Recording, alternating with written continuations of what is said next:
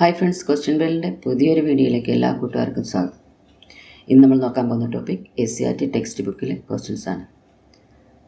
അത് 10ാം ക്ലാസ്സിലെ സാമൂഹ്യ ശാസ്ത്രം ഭാഗം 2 സ്വാതന്ത്ര്യാനന്തരം ഇന്ത്യ അധ്യായത്തിലെ കുറച്ച് ക്വസ്റ്റ്യൻസാണ് നമ്മൾ നോക്കുന്നത്. LDCയുടെ ഫസ്റ്റ് മെയിൻ എക്സാം സിലബസൊക്കെ നിങ്ങൾ കണ്ടു കാണുമല്ലോ.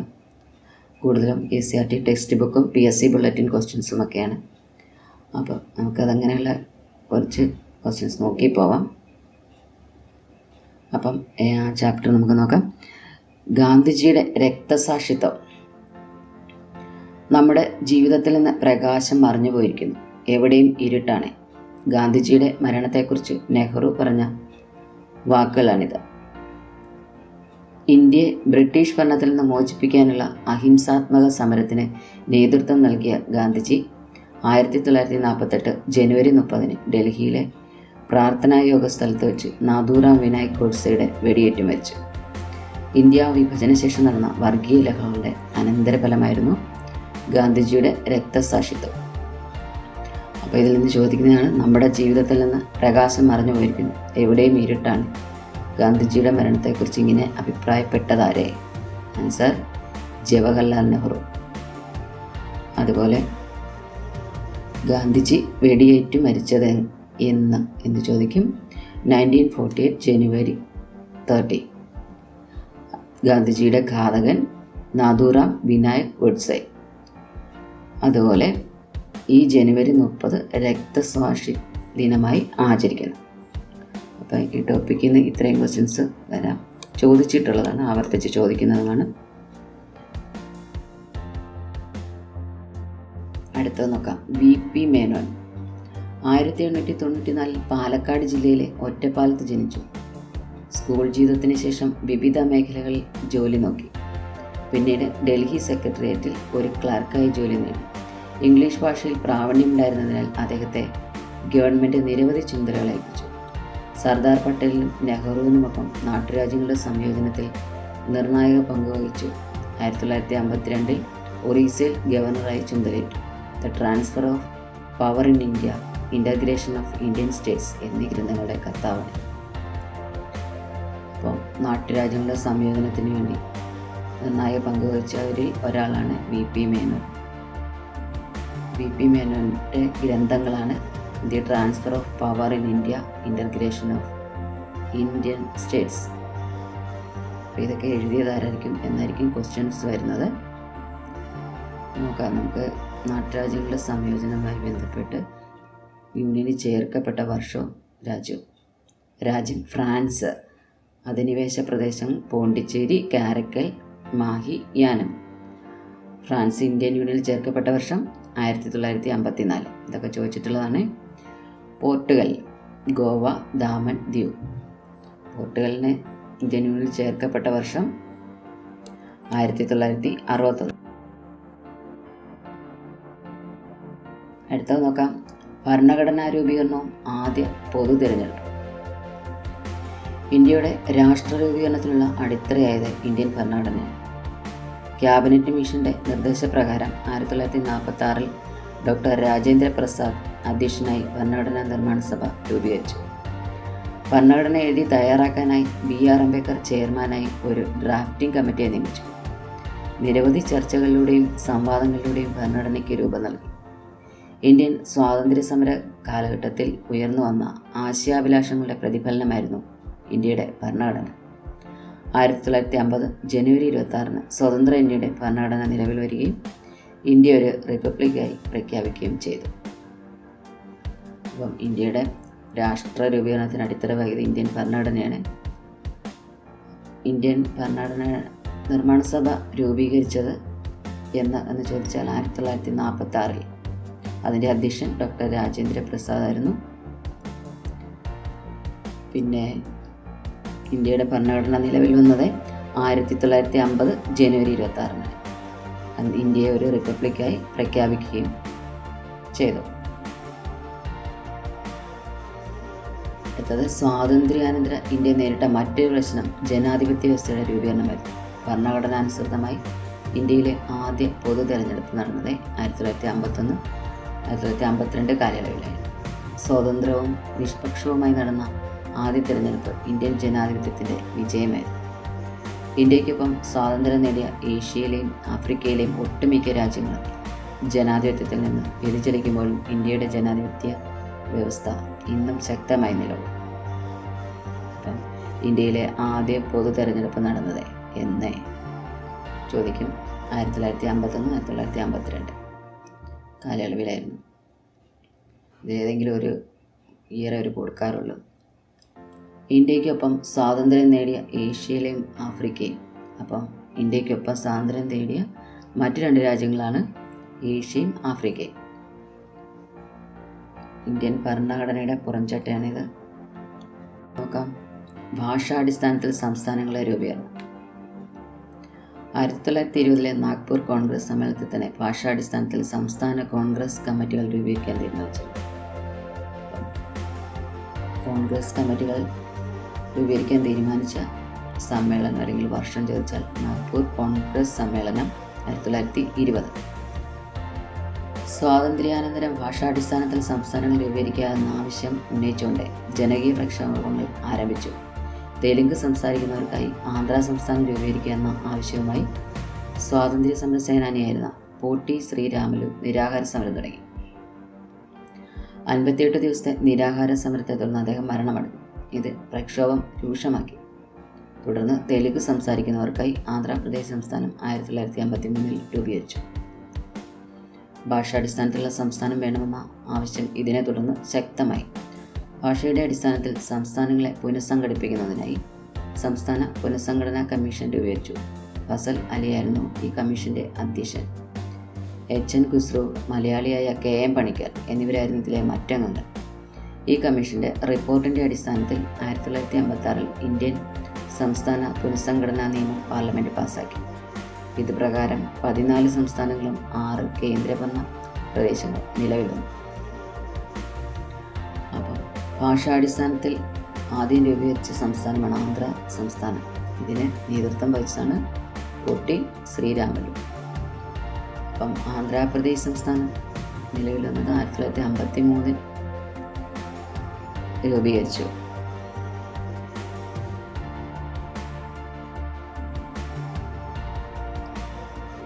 ഭാഷയുടെ അടിസ്ഥാനത്തിൽ സംസ്ഥാനങ്ങളെ പുനഃസംഘടിപ്പിക്കുന്നതിനായി സംസ്ഥാന പുനഃസംഘടനാ കമ്മീഷൻ രൂപീകരിച്ചു.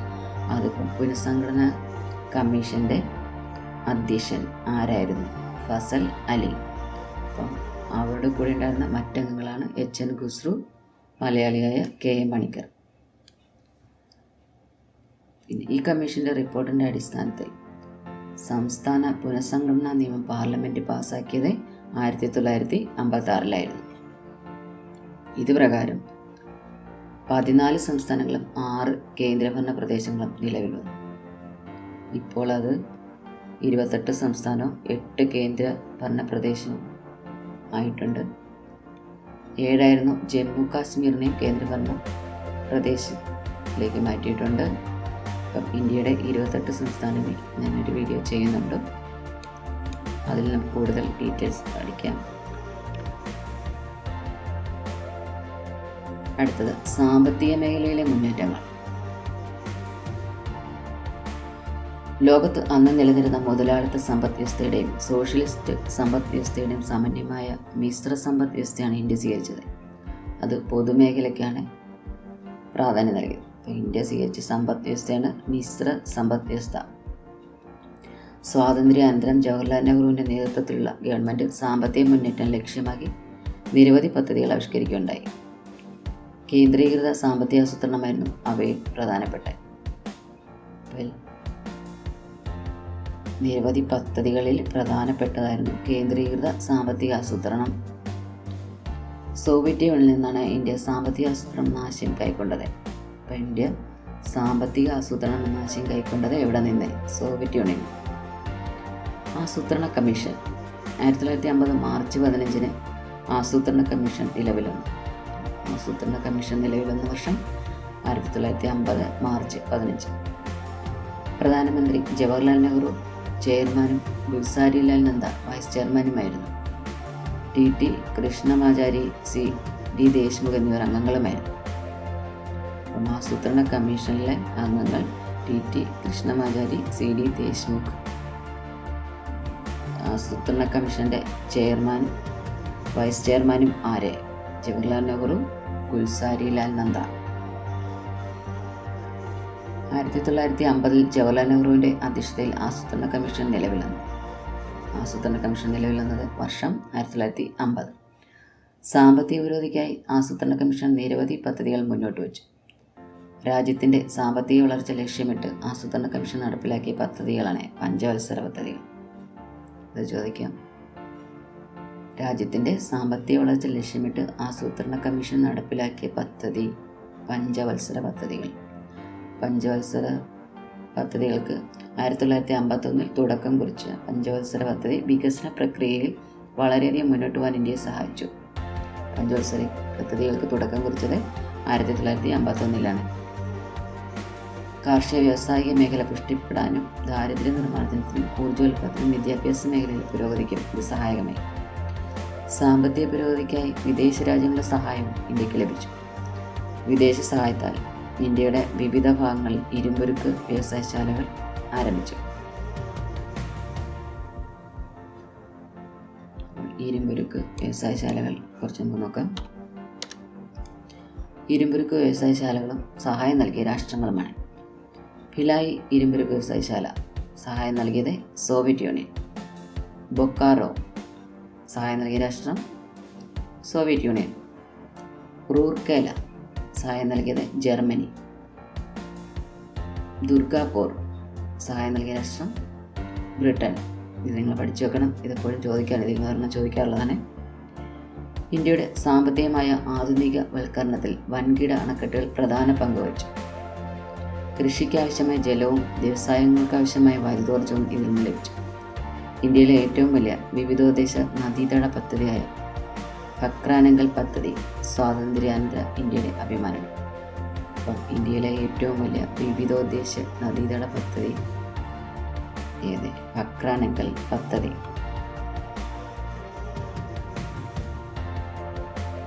അടുത്തത് ഇന്ത്യയും ബഹിരാകാശ ഗവേഷണം. സ്വാതന്ത്ര്യാനന്തരം ബഹിരാകാശ ഗവേഷണ രംഗത്ത് ഇന്ത്യ നിരവധി പരീക്ഷണങ്ങൾ നടത്തി. 1962 ജവഹർലാൽ നെഹ്റുവിൻ്റെയും ശാസ്ത്രജ്ഞനായ വിക്രം സാരാഭായിയുടെയും ശ്രമഫലമായി ഇന്ത്യൻ ദേശീയ ബഹിരാകാശ ഗവേഷണ സമിതി രൂപീകൃതമായി. ദേശീയ ബഹിരാകാശ ഗവേഷണ സമിതി രൂപീകൃതമായത് 1962. അതിന് നേതൃത്വം വഹിച്ചവരാണ് ജവഹർലാൽ നെഹ്റുവും വിക്രം സാരാഭായും. അതിനെ തുടർന്ന് 1969 ഇന്ത്യൻ ബഹിരാകാശ ഗവേഷണ സംഘടനയുടെ ISRO രൂപീകരണത്തോടെ ഇന്ത്യൻ ബഹിരാകാശ ഗവേഷണത്തിൻ്റെ നേതൃത്വം ഇതിൻ്റെ കീഴിലായി. ISRO രൂപീകൃതമായ വർഷം എപ്പോഴും ചോദിക്കുന്നതാണ്. ഇന്ത്യൻ ബഹിരാകാശ ഗവേഷണ സംഘടനയുടെ രൂപീകരണം 1969. ഇനിയും തിരുവനന്തപുരത്തിനടുത്തുള്ള തുമ്പയിലാണ് ഇന്ത്യയിലെ ആദ്യത്തെ റോക്കറ്റ് വിക്ഷേപണ കേന്ദ്രം ആരംഭിച്ചത്. ഇവിടെ തിരുവനന്തപുരത്തിനടുത്തുള്ള തുമ്പ. ഇന്ത്യൻ ബഹിരാകാശ ഗവേഷകരുടെ കൂട്ടായ പരിശ്രമ ഫലമായി 1975 ആര്യഭട്ട എന്ന ഉപഗ്രഹം വിജയകരമായി വിക്ഷേപിച്ചു. അപ്പോൾ ആര്യഭട്ട എന്ന ഉപഗ്രഹം വിക്ഷേപിച്ച വർഷം 1975. ഉപഗ്രഹങ്ങൾക്ക് പുറമെ ബഹിരാകാശ വിക്ഷേപണ വാഹനങ്ങളും ഇന്ത്യ വികസിപ്പിച്ചെടുത്തു. ഉപഗ്രഹങ്ങൾ നിർമ്മിക്കാനും വിക്ഷേപിക്കാനും കഴിവുള്ള ഏക വികസ്വര രാഷ്ട്രമെന്ന ബഹുമതി നേടിയെടുക്കാൻ ഇന്ത്യക്ക് കഴിഞ്ഞത് നെഹ്റുവിൻ്റെ ദീർഘദൃഷ്ടി മൂലമാണ്. ഉപഗ്രഹങ്ങൾ നിർമ്മിക്കാനും വിക്ഷേപിക്കാനും കഴിവുള്ള ഏക വികസ്വര രാഷ്ട്രമാണ് ഇന്ത്യ. ഉപഗ്രഹങ്ങൾ വികസിപ്പിച്ചെടുക്കുന്നതിൽ ഏതാനും ഏജൻസികൾ ഇന്ന് നമുക്ക് ഉണ്ട്. അവ താഴെ പറയുന്നവ: national remote sensing agency, physical research laboratory.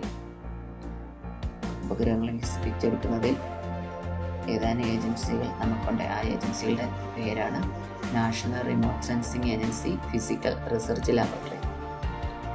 Missile സാങ്കേതിക വിദ്യയിലും ഇന്ത്യ പുരോഗതി കൈവരിച്ചു. ഇന്ത്യ വികസിപ്പിച്ച മിസൈലുകളാണ് അഗ്നി, പൃഥ്വി. ഇതും ചോദിക്കാറുള്ളതാണ്. ഇന്ത്യ വികസിപ്പിച്ച മിസൈലുകൾ അഗ്നി, പൃഥ്വി.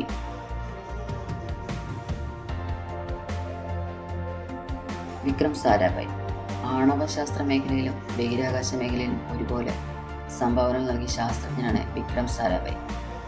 കേംബ്രിഡ്ജിൽ നിന്ന് ഉന്നത വിദ്യാഭ്യാസം നേടി ഇന്ത്യയിലെത്തിയ അദ്ദേഹം അഹമ്മദാബാദിലെ ഫിസിക്കൽ റിസർച്ച് ലാബറട്ടറിയിൽ ഫിസിക്സ് പ്രൊഫസറും ഡയറക്ടറുമായി.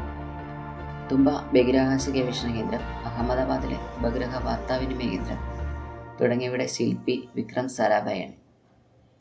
അദ്ദേഹത്തിൻ്റെ ഓർമ്മയ്ക്കായി തുമ്പയിലെ ബഹിരാകാശ കേന്ദ്രത്തിന് Vikram Sarabhai space centre VSSC എന്ന പേര് നൽകി. Doctor APJ Abdul Kalam. ഇന്ത്യയുടെ 11ാം രാഷ്ട്രപതിയായ ഡോക്ടർ APJ അബ്ദുൽ കലാം ശാസ്ത്രജ്ഞനും ഗവേഷകനുമായിരുന്നു.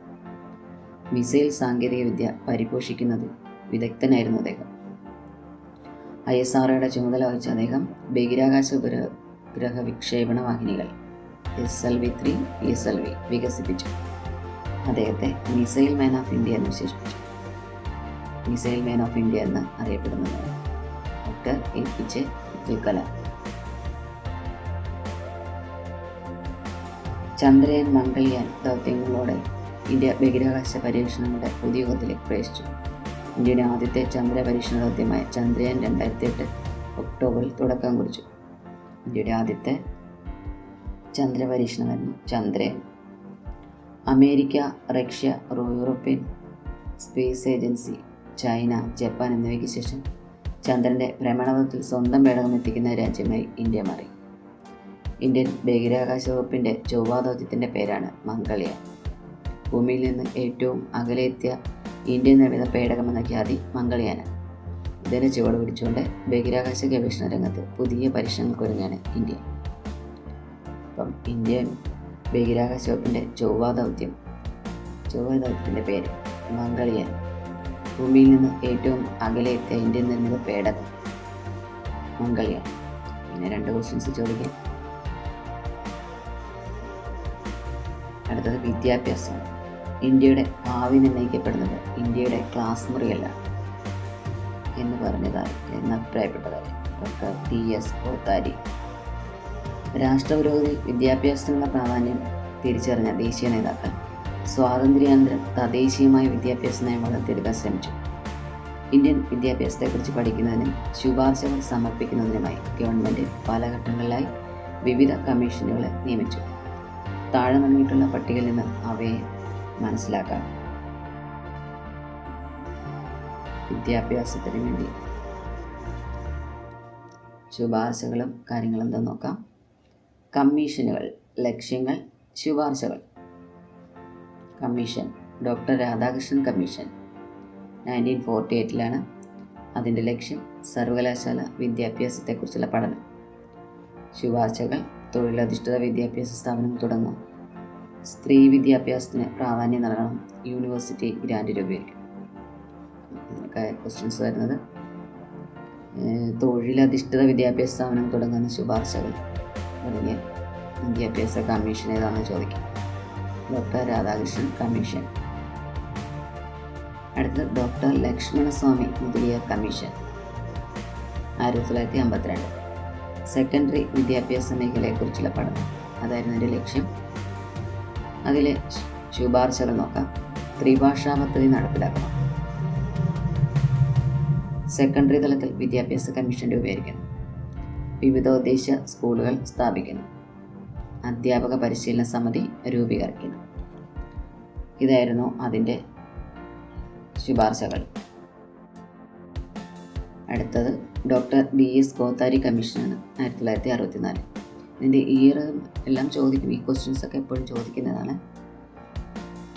അപ്പം ഡോക്ടർ DS കോത്താരി കമ്മീഷൻ്റെ ലക്ഷ്യങ്ങൾ വിദ്യാഭ്യാസത്തിൻ്റെ ദേശീയ മാതൃകയെ പറ്റിയുള്ള നിർദ്ദേശം. ശുപാർശകളാണ് 10+2+3 മാതൃക വിദ്യാഭ്യാസം നടപ്പിലാക്കണം. സെക്കൻഡറി തലത്തിൽ തൊഴിലധിഷ്ഠിത വിദ്യാഭ്യാസം നടപ്പിലാക്കണം. മൂല്യവിദ്യാഭ്യാസത്തിന് ഊന്നൽ നൽകണം. 1987 ദേശീയ വിദ്യാഭ്യാസ നയം NPA nation policy on education രൂപീകരിച്ചു. ദേശീയ വിദ്യാഭ്യാസ നയം NPA രൂപീകരിച്ച വർഷം 1986. പുതിയ സഹസ്രാബ്ദത്തിലേക്ക് ഇന്ത്യയെ നയിക്കുക എന്ന ലക്ഷ്യത്തോടെയാണ് ഇത് നടപ്പിലാക്കിയത്. അടുത്തത് മൗലാന അബുൽ കലാം ആസാദ്. സ്വതന്ത്ര ഇന്ത്യയുടെ ആദ്യത്തെ വിദ്യാഭ്യാസ മന്ത്രിയാണ് മൗലാന അബുൽ കലാം ആസാദ്. സ്വതന്ത്ര ഇന്ത്യയുടെ വിദ്യാഭ്യാസ നയം രൂപപ്പെടുത്തുന്നതിൽ അദ്ദേഹം സുപ്രധാന പങ്കുവച്ചു. അദ്ദേഹത്തിൻ്റെ ജന്മദിനമായ നവംബർ 11 ദേശീയ വിദ്യാഭ്യാസ ദിനമായി ആചരിക്കുന്നു. അദ്ദേഹം രചിച്ച ശ്രദ്ധേയമായ ഗ്രന്ഥമാണ് ഇന്ത്യ വിൻസ് ഫ്രീഡം. സ്വതന്ത്ര ഇന്ത്യയുടെ ആദ്യത്തെ വിദ്യാഭ്യാസ മന്ത്രി മൗലാന അബുൽ കലാം ആസാദ്. വിദ്യാഭ്യാസ ദിനമായി ആചരിക്കുന്നത് ആരുടെ ജന്മദിനമാണെന്ന് ചോദിക്കാം. മൗലാന അബുൽ കലാം ആസാദ്. ദേശീയ വിദ്യാഭ്യാസ ദിനം ഏത്? നവംബർ 11. ഇനി മൗലാന അബുൽ കലാം ആസാദ് രചിച്ച ഗ്രന്ഥം ഇന്ത്യ വിൻസ് ഫ്രീഡം. കേന്ദ്ര ഗവൺമെൻറ് ആവിഷ്കരിച്ചിട്ടുള്ള സർവശിക്ഷാ അഭിയാൻ, രാഷ്ട്രീയ മാധ്യമിക് ശിക്ഷാ അഭിയാൻ തുടങ്ങിയ സംയോജിപ്പിച്ച് 2018 സമഗ്ര ശിക്ഷാ അഭിയാൻ പദ്ധതി രാജ്യത്ത് നടപ്പാക്കി വന്നു. സമഗ്ര ശിക്ഷാ അഭിയാൻ പദ്ധതി നടപ്പാക്കിയ വർഷം 2018. നോക്കാം. സാംസ്കാരിക നേട്ടങ്ങൾ എന്തൊക്കെയാണ്? സാംസ്കാരിക വിനിമയം അധ്യാപകർക്കായി. ഇനി വിദ്യാഭ്യാസത്തെ സംസ്കാരവുമായി ബന്ധിപ്പിക്കുക എന്ന ലക്ഷ്യത്തോടെ കേന്ദ്ര സാംസ്കാരിക വകുപ്പ് 1979 രൂപീകരിച്ച സ്ഥാപനമാണ് centre for cultural resource and training. ന്യൂഡൽഹിയിലാണ് ആസ്ഥാനം.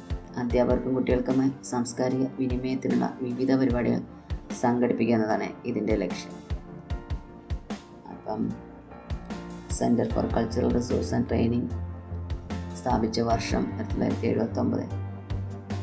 ഇതിൻ്റെ ആസ്ഥാനം ന്യൂഡൽഹി. ഇതിൻ്റെ ലക്ഷ്യം അധ്യാപകർക്കും കുട്ടികൾക്കും സാംസ്കാരിക വിനിമയത്തിലുള്ള വിവിധ പരിപാടികൾ സംഘടിപ്പിക്കാനാണ്. ഈ സ്ഥാപനങ്ങളും പ്രവർത്തനങ്ങളും ആസ്ഥാനങ്ങളും നോക്കാം. സാംസ്കാരിക സ്ഥാപനങ്ങളും അതിൻ്റെ പ്രവർത്തനവും ആസ്ഥാനവും. സ്ഥാപനം സംഗീത നാടക അക്കാദമി. അതിൻ്റെ പ്രവർത്തനങ്ങൾ നോക്കിയാൽ the national academy of dance, drama and music എന്നാണ് ഇത് മുൻപ് അറിയപ്പെടുന്നത്. സംഗീതത്തിൻ്റെയും നാടകത്തിൻ്റെയും പ്രോത്സാഹനമാണ് ലക്ഷ്യം.